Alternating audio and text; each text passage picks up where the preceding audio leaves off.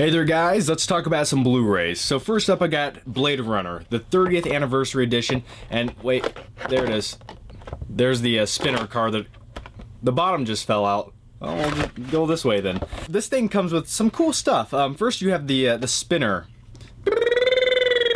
I don't know why I'm making a Jetson sound for vehicles all of a sudden, just because it's futuristic. Anyway, the spinner right here that comes in the 30th anniversary edition is painted silver, and in the movie, this thing is blue, I believe. Alright, so Blade Runner on Blu-ray, a phenomenal Blu-ray, one of the best transfers ever. I mean, this movie has so many awesome special effects shots, and they're like early 1980s special effects shots, but they kind of hold up today, even though a lot of them are optical effects. But on Blu-ray, this thing just pops. I mean, all the futuristic city, landscapes, all the neon lights, it's all gloomy and rainy all the time, but it looks awesome on Blu-ray. But one thing I want to talk about real quick is futuristic movies always get it wrong. 9 times out of 10 they get it wrong, because this movie was made in 1982 and they're predicting what everything's gonna look like in 2019. In this movie, they have wall-mounted video phones. You have to walk to the wall and look at this thing and talk to it. The one thing they got wrong was, hey, I can walk around on my cell phone and do the same thing on Skype, and I don't have to go to the wall-mounted video phone. It's called being mobile, baby. And this is actually a remote controller because my cell phone's over there. But on a side note, here's my weird futuristic theory. I think the planet will look like it does in Blade Runner in maybe like another 100 years, because overpopulation, there's too many people, it's gonna be all smoggy and rainy, and for some odd reason everything is gonna have neon lights on it. Hell, if you could put neon lights on a pair of pants, I'd wear them. And the set also comes with this. Look at this. Look at that. That's cool. Like, look at that. How many hours of that could you watch? I think I'd max out at about 4.5. Oh, I just found the little card for the spinner here. Look at that.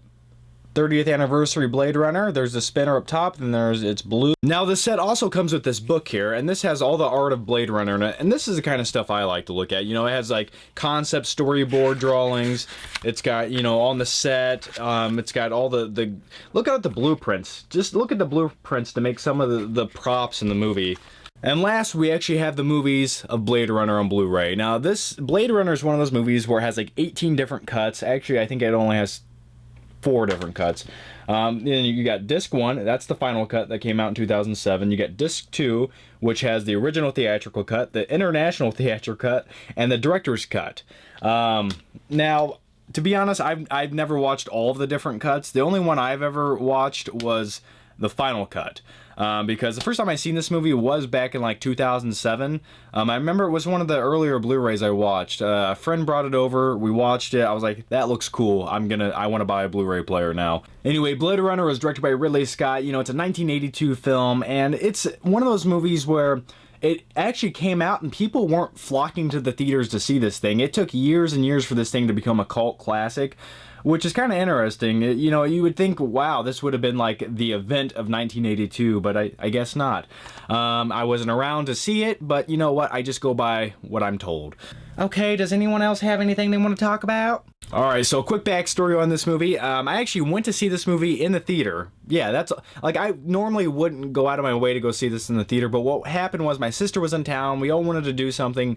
She wanted to go see The Watch, we went to go see it, but it was sold out or something, and then we ended up watching this. We watched a campaign movie that came out in August, which, I just don't get why they didn't release this thing in theaters in November when the campaign and elections are going on. It just seems like that would have been a fit. Like, you have to know that was the original plan, but something fell through. The movie stars Will Ferrell, Galifianakis.